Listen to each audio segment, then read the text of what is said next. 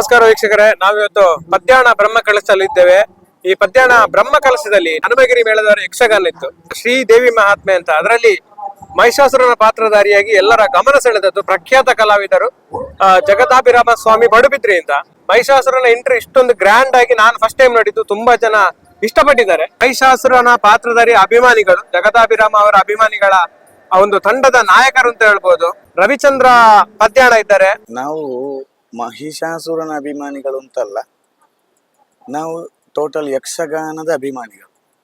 ಪದ್ಯಾಣ ಅಂದ್ರೆ ಯಕ್ಷಗಾನದ ತವರು. ಯಕ್ಷಗಾನದ ತವರಿನಲ್ಲಿ ನಾವು ಯಕ್ಷಗಾನದ ಅಭಿಮಾನಿಗಳಾಗಿ ಇರ್ತೇವೆ. ನಿನ್ನೆ ಏನಾಯ್ತು ಅಂತ ಹೇಳಿದ್ರೆ, ಮತ್ತೊಂದು ವಿಷಯ ಅಂತಂದ್ರೆ, ಈ ಮಹಿಷಾಸುರ ಪಾತ್ರಧಾರಿ ಜಗದಾಭಿರಾಮ ಸ್ವಾಮಿ ಪಡುಬಿದ್ರಿ ಅಂತ ಪದ್ಯಾಣದವರಿಗೆ, ಅದರಲ್ಲಿ ಯುವಕರಿಗೆ ಎಲ್ಲರಿಗೂ ಪರಿಚಯವಿರುವಂತಹ ಒಬ್ರು ಕಲಾವಿದ. ಸಾಧಾರಣ 20 ವರ್ಷಗಳಿಂದ ಅವರು ನಮ್ಮ ಪದ್ಯಾಣದ ಯುವಕರೊಂದಿಗೆ ನಿಕಟ ಸಂಪರ್ಕವನ್ನು ಇಟ್ಟುಕೊಂಡಂತಹ ಓರ್ವ ಕಲಾವಿದ. ಹಾಗೆ ಇರುವ ಸಂದರ್ಭದಲ್ಲಿ ಅವರು ನಿನ್ನೆ ಬರುವಾಗ ಸ್ವಲ್ಪ ತಡವಾಗಿತ್ತು ಮೇಳಕ್ಕೆ. ಹಾಗೆ ನಮಗೆ ಮೊದಲೇ ಅವರನ್ನು ಮಾತನಾಡಿಸುವಂತಹ ಅವಕಾಶ ಬರಲಿಲ್ಲ.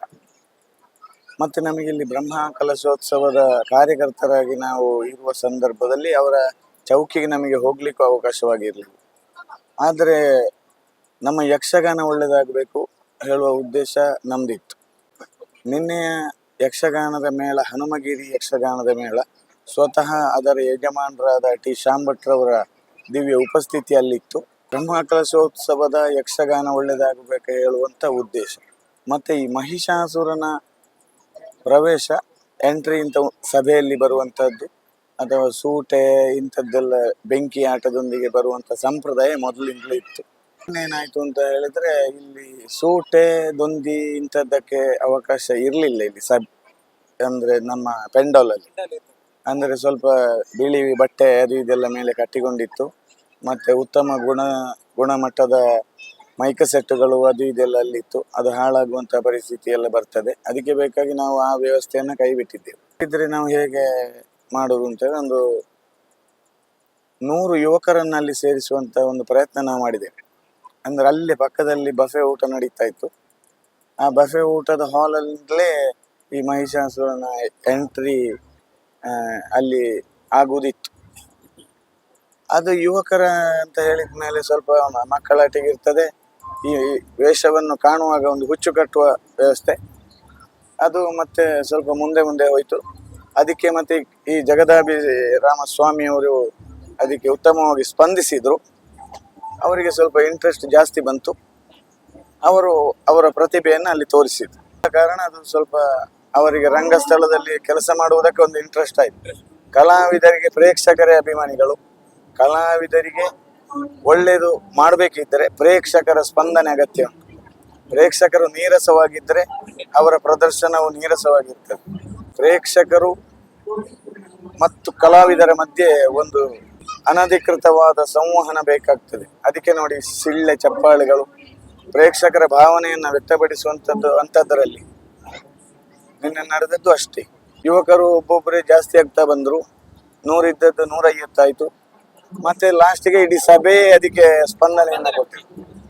ಹಾಗೆ ಈ ತರ ಗ್ರ್ಯಾಂಡ್ ಎಂಟ್ರಿ ಮುಂಚೆ ಆಗಿದೆ ಸರ್, ನೀವು ಹಿರಿಯರಿದ್ದೀರಿ, ಯಕ್ಷಗಾನ ಇದಕ್ಕೆ ಈ ತರ ಆಗಿದೆಯಾ ಹೇಳ್ಬೋದು? ಆಗಿರಬಹುದು, ಇಲ್ಲ ಅಂತ ಹೇಳುವುದಕ್ಕೆ ಸಾಧ್ಯ ಇಲ್ಲ. ಕೆಲವು ಕಡೆ ಆಗಿದೆ. ಈಗ ಕೈರಂಗಳ ಪುಣ್ಯಕೋಟಿ ನಗರ ಶಾಲೆ ಅಂತ ಇದೆ, ಗುರುಗಳು ರಾಜಾರಾಮ್ ಭಟ್ರು ನಡೆಸ್ತಿರುವ ಶಾಲೆ.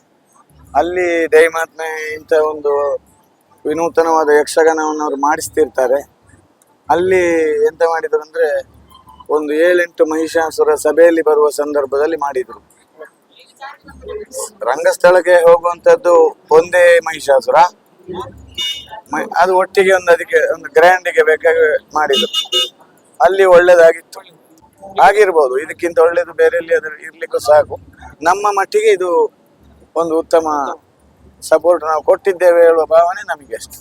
ಈಗ ಕಡೆಯದಾಗಿ ಸರ್, ಜಗದಾಭಿರಾಮ ಅವರು ಇದಕ್ಕಿಂತ ಮುಂಚೆ ಇಲ್ಲಿ ಪದ್ಯಾಣದಲ್ಲಿ ಪ್ರದರ್ಶನ ಮಾಡಿದ್ದಾರೆ. ಹೌದೌದು, ಅವರು ಪದ್ಯಾಣದಲ್ಲಿ ಒಂದು 2, 3, 4 ಮಹಿಷಾಸುರನ ಪಾತ್ರ ಮಾಡಿದ್ದಾರೆ.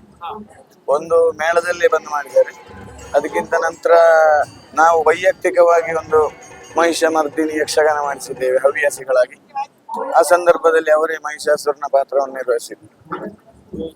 ಹಾಗೆ ನೀವೆಲ್ಲರೂ ಅಭಿಮಾನಿಗಳವರದ್ದು. ಹಾಗೆ ಹೌದೌದು. ಅಭಿಮಾನಿಗಳೆಲ್ಲರೂ ಸೇರಿ ಅವರನ್ನು ಹೌದು. ವಿನೂತನ ರೀತಿಯಲ್ಲಿ ಪದ್ಯಾಣದ ಯುವಕರಿಗೆ ಅವರ ಪರಿಚಯ ಸಾಧಾರಣ ಎಲ್ಲರಿಗೂ ಉಂಟು, ಹಿರಿಯರಿಗೂ ಉಂಟು. ಹಾಗೆ. ಓಕೆ ಸರ್, ತುಂಬಾ ಧನ್ಯವಾದಗಳು. Thank you so much. ಮಾತಾಡಿ.